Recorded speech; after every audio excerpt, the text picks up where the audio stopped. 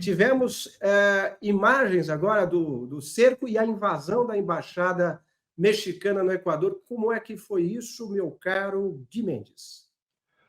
Então, Inácio, a história aconteceu, como todo mundo deve imaginar, acho que agora vai focar aqui. A história aconteceu no sábado, né, na Embaixada do México no Equador, em Quito. A história, na verdade, ela começa em dezembro, quando o ex-vice-presidente do Equador, o Jorge Glass, ele é condenado à prisão por suborno, envolvendo o caso da Lava Jato da Odebrecht no país. Ele é acusado de ter recebido, à época, 13 milhões de dólares em suborno. E ele é condenado e ele busca o asilo político na Embaixada do México no Equador. O México, ele já é importante a gente explicar aqui para o assinante, o antagonista, para quem está nos assistindo, que o México ele tem aí um histórico de conceder esses tipos de asilo em suas embaixadas. Ele já concedeu asilo, por exemplo, ao Evo Morales, quando o Evo Morales tinha sofrido o seu impeachment e o afastamento em 2019 na Bolívia. O que acontece? O Jorge Glass estava ali desde 2019, né, preso digamos, não preso, né, mas exilado politicamente dentro da embaixada. Ele estava no território equatoriano, mas dentro da embaixada, quem denomina as regras é o governo mexicano. E uma das regras é a regra de inviolabilidade. O governo do Equador não poderia, em tese, entrar na embaixada mexicana e retirar o Jorge Glass. Mas foi isso que o governo do Daniel Noboa, um presidente de direita, fez ao entrar na embaixada em Quito. É importante a gente dizer que o governo do México é um governo de esquerda, que é o André Manuel López Obrador, o AMLO. Ele ele concedeu asilo, e o governo do Daniel Noboa, que é um governo de direita, ordenou a entrada das forças policiais para retirar o Jorge Glass. O Jorge Glass foi preso e está hoje em custódia das autoridades equatorianas, mas isso gerou aí uma crise sem precedentes entre os dois países, que tinham ali uma relação de quase 194 anos de amizade. De uma hora para outra, e até de uma maneira bastante justificável, o AMLO ordenou o rompimento das relações entre os dois países. As embaixadas em ambos os lados foram fechadas, não só a embaixada do México no Equador, como a embaixada do Equador no México também foram fechadas. E hoje o México anunciou que vai levar esse caso para a Corte Internacional de Justiça em Haia, porque eles querem que o mundo dê, digamos assim, uma resposta internacional ao que aconteceu. O Lula, inadvertidamente, entrou na história. Enfim, não era um assunto que cabia ao governo, mas existe toda essa discussão diplomática sobre os limites da embaixada e os poderes que uma embaixada tem. E isso pegou muito mal para o governo do Equador em todas as nações, pelo menos na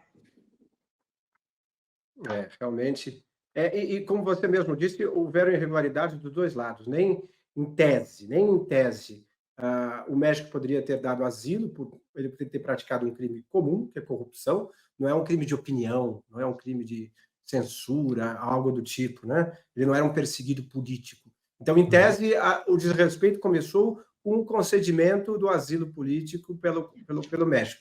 E aí piorou, acho que até escalou muitos degraus com essa invasão do México. Nós temos a imagem, a gente pode colocar alguns segundinhos, uns 15, 20 segundos dessa imagem da invasão, que, aliás, imagem divulgada pelo próprio Ministério das Relações Exteriores do México. Tem como colocar, Matheus?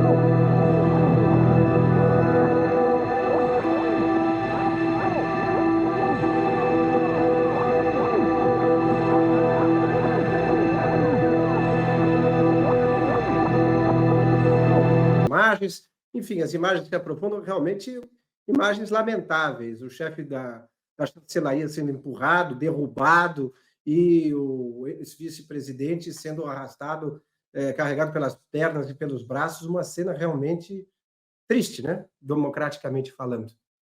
Democraticamente falando, é lamentável. E assim, existe um consenso internacional, é importante que a gente explique para quem está nos assistindo, existe um consenso internacional de que embaixadas são locais invioláveis. Assim, até na discussão que a gente teve há 2 semanas com o caso Bolsonaro na Embaixada da Hungria, quem acredita que ele entrou na embaixada buscando asilo político é porque entende também que ele não poderia ser retirado pelas forças brasileiras de dentro da embaixada da Hungria. Se ele tentasse asilo político ali buscando evitar uma prisão por qualquer um dos crimes que ele é investigado hoje, ele não poderia ser retirado de lá. E existem outros casos mais recentes que a gente pode lembrar, como o do Julian Assange, que era o fundador do Wikileaks, que era procurado pelo governo dos Estados Unidos, mas passou 7 anos vivendo como exilado político, curiosamente, na Embaixada do Equador, em Londres. E de lá ele foi obrigado a sair. Quando ele saiu e esteve, digamos, em território britânico, ele foi automaticamente preso e segue preso até hoje. E lá eles não foram, a embaixada equatoriana não foi invadida como eles não fizeram com a reciprocidade agora. Aliás, se a gente for pensar, é uma escalada, né? Se a gente for pensar no caso mais extremo de desrespeito a um território de embaixada, é o ataque israelense à embaixada do Irã na Síria. E lá não foi uma invasão para tirar alguém, lá é míssil na cabeça. Então, estamos vivendo um certo questionamento do Tratado de Viena. Isso é muito, muito delicado, muito triste. Se daqui para frente, a embaixada é inviolável, vírgula, mas em caso A, B, C, D, conforme a conveniência do governante da ocasião, isso for alterado. Enfim, vamos acompanhar. Vamos acompanhar.